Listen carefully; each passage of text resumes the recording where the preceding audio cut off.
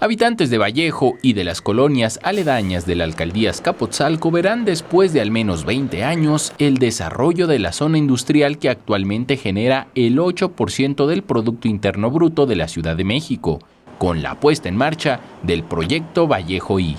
En un recorrido por Azcapotzalco, la jefa de gobierno Claudia Sheinbaum supervisó el avance de la obra que se realiza en Avenida Ceilán, en su tramo que va de Avenida Maravillas a Cuitláhuac, en donde se repavimenta con concreto hidráulico y se trabaja en la rehabilitación de guarniciones, banquetas y camellón.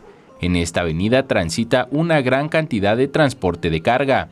La inversión además contempla obras de drenaje, por lo que se estima una erogación de 200 millones de pesos.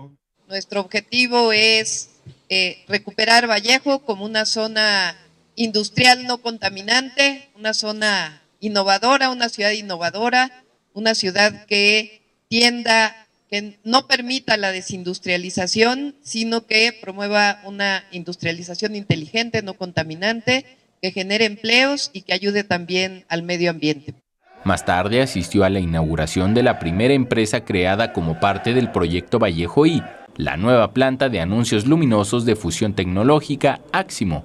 Será la más grande de México y América Latina. Fue creada con el corporativo Steel y el Sindicato Mexicano de Electricistas.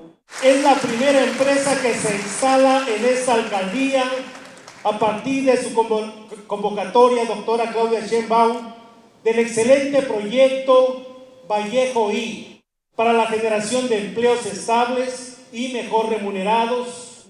La visita por Azcapotzalco cerró con la instalación de la primera sesión del Consejo Consultivo del proyecto Vallejo I, el cual incluye la reubicación de la planta de depósito de residuos y reciclaje, nuevas estrategias de movilidad en la zona con unidades RTP y ciclovías, así como un campus del Instituto Educativo Rosario Castellanos, entre otras acciones. Las inversiones serán con recursos del Gobierno de la Ciudad de México, de la Alcaldía y de la iniciativa privada.